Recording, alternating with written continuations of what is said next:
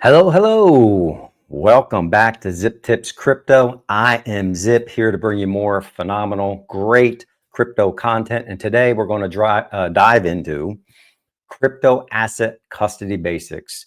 This is really just going to be an overview of wallets, self-custody solutions, and blockchain basics. Trying to get out this information to as many of the new people that are coming on board. And thank you if you're a brand new subscriber. Thank you and congratulations to you if you've just now gotten into this environment and maybe you've been here for 6 or 7 months and you keep hearing about all these self-custody solutions, and it is a very, very confusing environment. We have a lot of acronyms that we throw out in this environment, and my job and really what I'm trying to do with all of my content is education, just to make you prepared, to make you see the bigger picture, and to ensure that your assets are secure. And we're going to dive into that today. So please like this video, subscribe already if you haven't. It really just helps the algorithm. And I could see just by the analytics, there's a lot of folks that still haven't subscribed, but we're trying to get this information out as to many people as possible because crypto is fast moving. And it's even going to accelerate a lot faster, but I want you to be safe out there. So in this presentation today, excuse me, we're going to dive into what custody basics are and talk about the blockchain. All right, let's dive right into it. Now, digital asset custody basics. All right. Custody really refers to how your cryptocurrency is stored and who controls the private keys that grant access to it. And I know this can be very, very confusing, but by the end of this should be, very, very basic and give you a foundational understanding. You always got to continue to do your own research. There is so much to learn, but private keys, they're like your master password to your crypto funds. Whoever owns the private keys really, truly owns your crypto. Every crypto wallet or exchange has a public address associated with it, which we will show here in a minute. But at its basics, let's just think about the private key. That private key is really your PIN and your signature. If we build the analogy of your bank account, when you get a bank account in the traditional fiat system, you are given a card, a debit card, right? Within that debit card, you can go to the ATM and you can get money out. How do you do it? You use your PIN to access your money and get money out from the ATM machine. You also have a signature that's associated with that as well. If you're using, as an example, a check. If you're writing out a check, your signature authorizes releasing those assets, your fiat, your money, from the bank account. Now, a public address really can be associated within the world of crypto as your bank account number. Every address has a public address that is associated with your wallet, or exchanges have public, accounts, which we're going to show during this presentation. But that's pretty much high level what we're dealing with when we're talking about keys. There's public keys and there's private keys. You have your public address, which, is your public side. Anyone can see it. And then you have private keys that authorize release of your funds. Now, it's always talked about not your keys, not your crypto. And this highlights really the importance of we want to control our own private keys as we're becoming our own bank. If someone else holds your keys, they have ultimate control over your assets, not you. Very, very fundamentally, foundationally important. You have direct, undeniable control over your funds with self-custody solutions. Now, what's this do? This is going to reduce reliance on third parties. I don't have to worry about going to an exchange and not being able to get into the exchange to be able to move assets around, or whatever I am trying to do with my digital assets, my crypto that I own. It mitigates risks, again, like exchange hacks, which we've seen in the past, or insolvency, where they go into a bankruptcy, which I have gone through in the past. Again, everything that I'm trying to educate on here with all of my content is things that I have experienced. I've already been through the bear traps, and I'm trying to prevent folks from going through those same issues, which create stress, loss of money, and just is really preventable.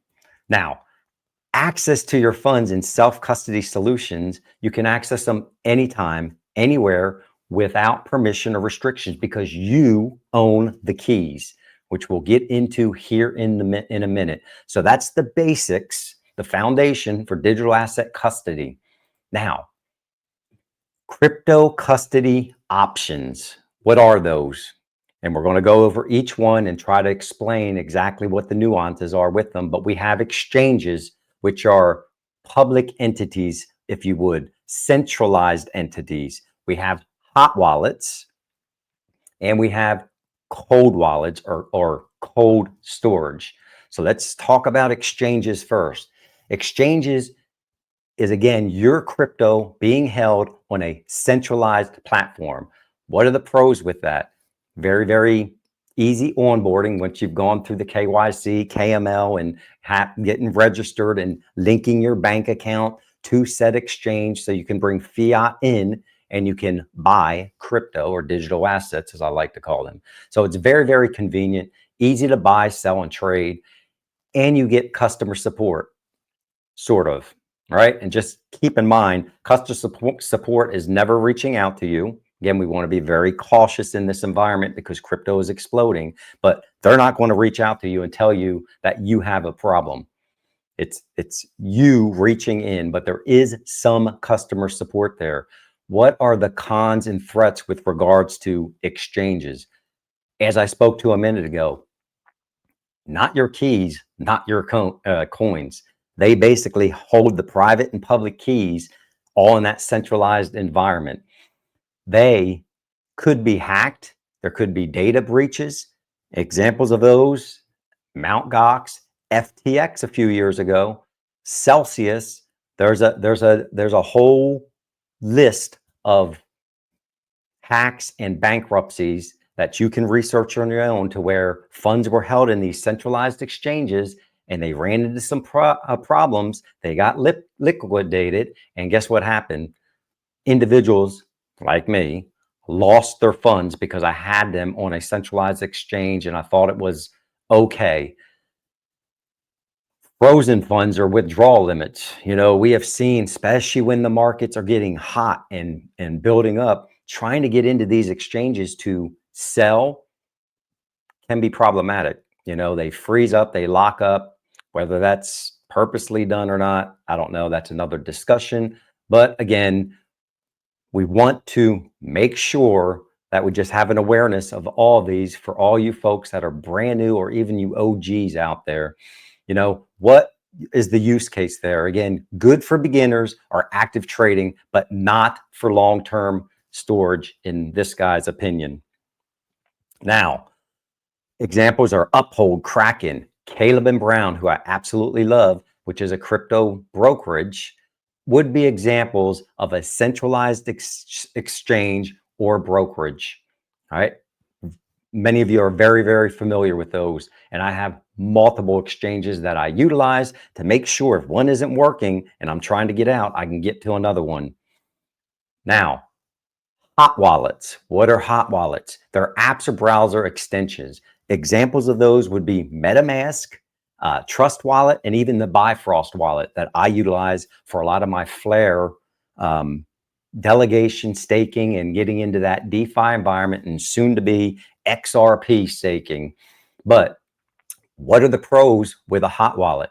You control the keys. During the setup, you're basically going to generate what's called a seed phrase, which is your master key. This phrase is your private key in a human readable format. What does that mean?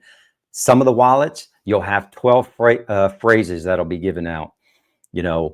Just basically English words that in and together provide that private key. So there's 12 word and there's 24 word. There's even 25 word, which we'll get into here with the cold wallets in a minute. But you are responsible for backing up this seed phrase. Very, very important. When you create a hot wallet, you have to ensure that you write this information down and that you document it. I would not do it digitally. I wouldn't take pictures of it. And you back it up in some safe place, numerous places I would recommend, so that you have it in case your phone goes bad or your computer crashes. You can then take that seed phrase, re-import it into either the same hot wallet application that you were using, like MetaMask, or another one.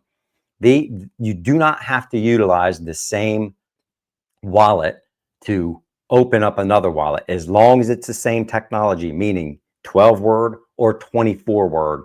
There's what's called BIP behind all this, but I don't want to go too deep. The bottom line is many people get concerned and something happens to their phone and they believe they have to utilize the same technology maybe to bring back their crypto.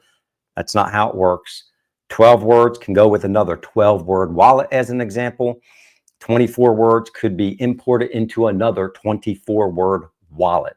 But you have to do your own research on that to get deeper. That's getting a little too into the weeds for the point of this conversation. They are very, very convenient for what? Daily use in DeFi. And I'm talking to hot wallets still, because they're connected to the internet, basically. That's why they're called hot wallets, so that I can have quick interaction in a DeFi environment or whatever the case may be, swapping out to different cryptos. If I wanted to swap, as an example, XRP for XLM, you can do that many times right from a hot wallet, and those capabilities are built in to the wallet. Now, cons and threats with regards to hot wallets.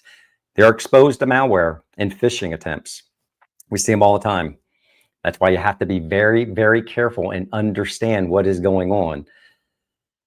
Device theft or compromise. What do we mean by that? It means that literally, if I lose my phone and I don't have security protocols on my phone and I just leave the wallet open all the time, someone could get into those and have direct access to those hot wallets right away.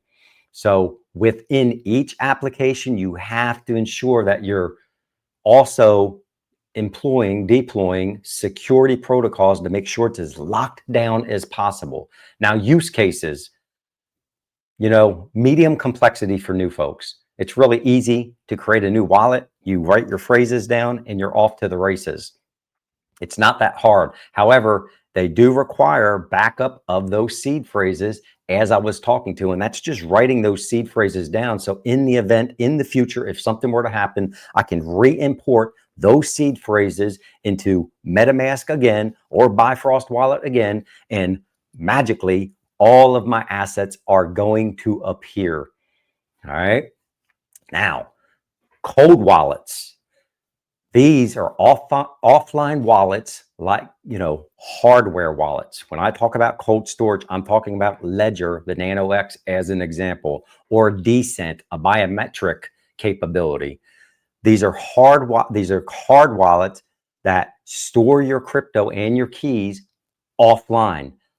Pros with these: highest security, okay? Because it's not connected to anything. And if I want to manipulate, to send funds out, I have to have that device connected via Bluetooth or USB, depending on which technology and which cold storage environment we are talking about.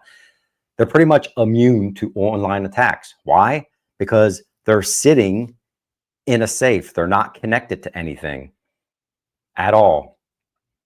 Cold means they're not connected to the internet, providing, again, the highest level of security against online threats.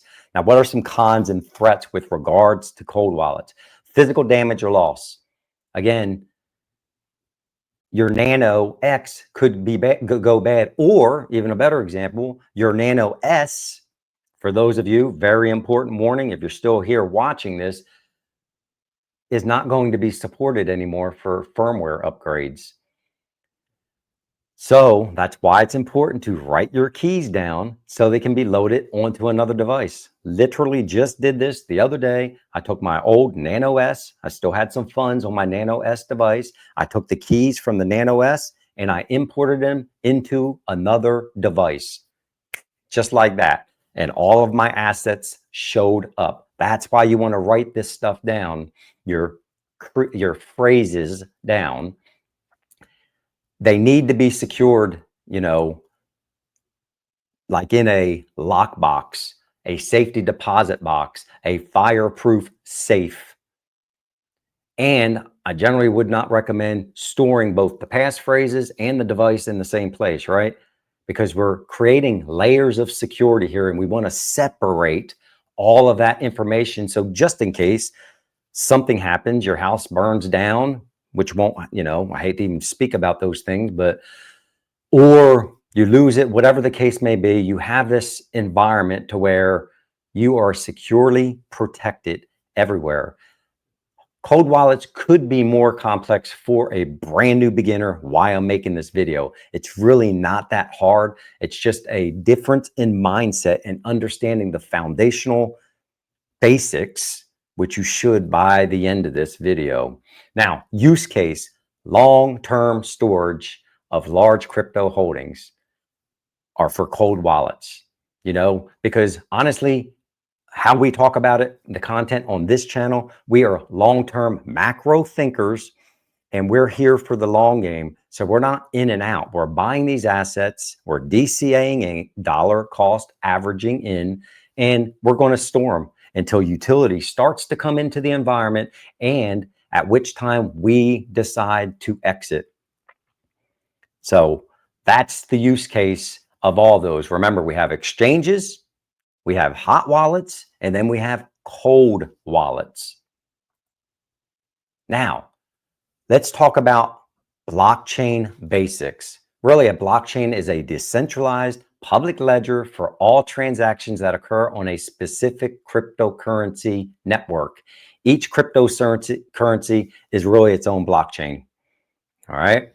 Every blockchain, as an example, Bitcoin, Ethereum, XRP, is independent and requires a wallet address specific to that network. So what does that mean? Basically, an example, an XRP wallet can only receive XRP. You can't send Bitcoin to an XRP address.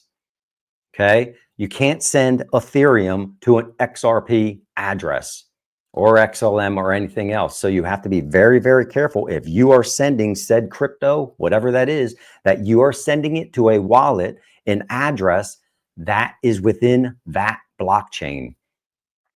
Your wallet address is generated from your private key and is used to what? Receive cryptocurrency, view your account balances, and track all of your transactions. You can literally go out on the blockchain without having your device plugged in, and you can see all of your transactions, which I'll show you here in a minute, of what is going on in that environment.